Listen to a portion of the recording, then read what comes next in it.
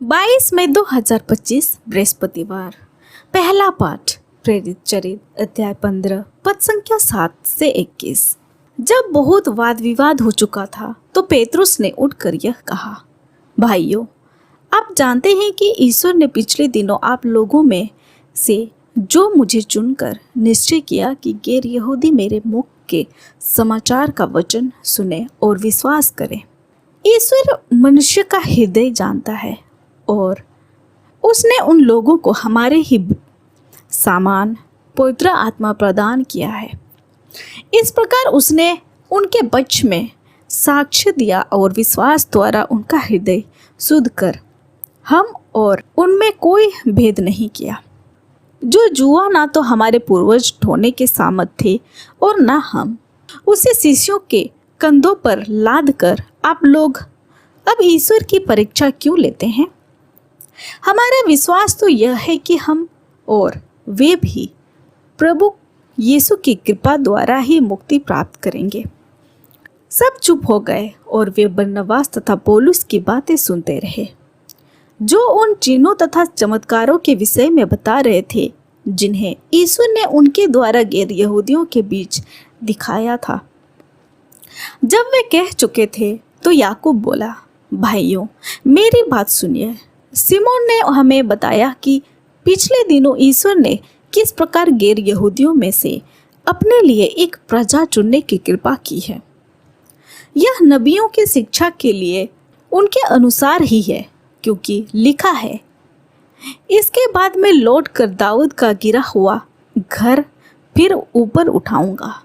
मैं उसके खंडहरों का पुनर्निर्माण करूंगा और उसे फिर खड़ा करूंगा, जिसे मानव जाति के अन्य लोग अर्थात सभी राष्ट्र जिन्होंने मैंने अपनाया है प्रभु की खोज में लगे रहें। जो ये कार्य संपन्न करता और प्राचीन काल से जानता है, वही प्रभु यह कहता है।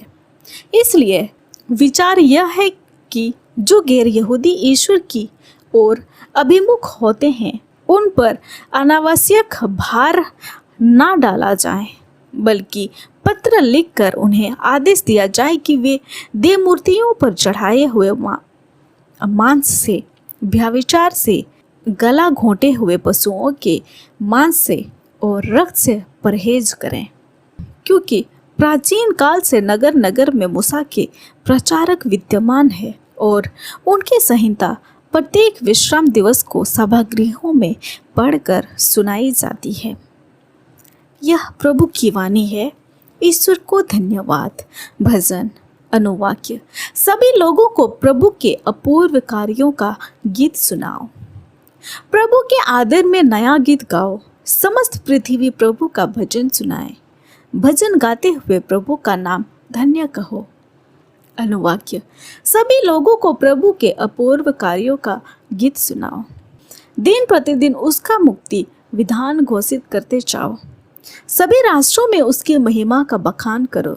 सब लोगों को उसके अपूर्व कार्यों का गीत सुनाओ। अनुवाक्य। सभी लोगों को प्रभु के अपूर्व कार्यों का गीत सुनाओ। राष्ट्रों को यह घोषित करो, प्रभु ही राजा है। उसी ने पृथ्वी का आधार सुदृढ़ बना दिया। वह न्यायपूर्वक सभी लोगों का न्याय करेगा। अनुवाक्य। सभी लोगों को प्रभु के अपूर्व कार्यों का गीत सुनाओ। जय घोष। हालेलुया। प्रभु कहते हैं, मेरी भेड़ें मेरी आवाज़ पहचानती है, मैं उन्हें जानता हूँ और वे मेरा अनुसरण करती है। हालेलुया। संत योहन के अनुसार आज का पवित्र सुसमाचार अध्याय 15 पद संख्या 9 से 11। यीशु ने अपने शिष्यों से कहा, जिस प्रकार पिता ने मुझे प्यार किया है उसी प्रकार मैंने भी तुम लोगों को प्यार किया है। तुम मेरे प्रेम में दृढ़ बने रहो। यदि तुम मेरी आज्ञाओं का पालन करोगे तो मेरे प्रेम से दृढ़ बने रहोगे। मैंने भी अपने पिता की आज्ञाओं का पालन किया है और उसके प्रेम में दृढ़ बना रहता हूँ। मैंने तुम लोगों से ये बातें कही हैं जिससे तुम मेरे आनंद के भागी बनो और तुम्हारा आनंद परिपूर्ण हो। यह हमारे प्रभु यीशु ख्रिस्त का सुसमाचार है। ख्रिस्त की जय। तो आइए आज के पाठों पर मनन चिंतन करते हैं। प्रभु यीशु कहते हैं, जिस तरह से पिता ने मुझसे प्यार किया है उसी तरह से मैं भी तुम्हें प्यार करता हूँ। पिता ईश्वर ने अपने पुत्र को इतना प्यार किया कि सब कुछ उसके अधीन कर दिया। सब कुछ पर उन्हें अधिकार दिया। जो पिता का है वो पुत्र का भी है।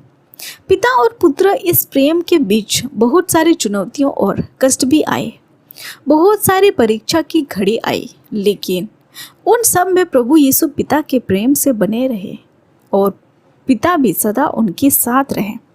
प्रभु यीशु के शक्ति का स्रोत स्वयं पिता ईश्वर थे। वे उन्हीं के कार्यों को करते थे। जो पिता का है उस पर पुत्र का भी अधिकार है। पिता के जैसे ही प्रभु यीशु ने हमें प्यार किया है। उन्होंने खुद को हमारे लिए क्रूस पर बलिदान कर दिया।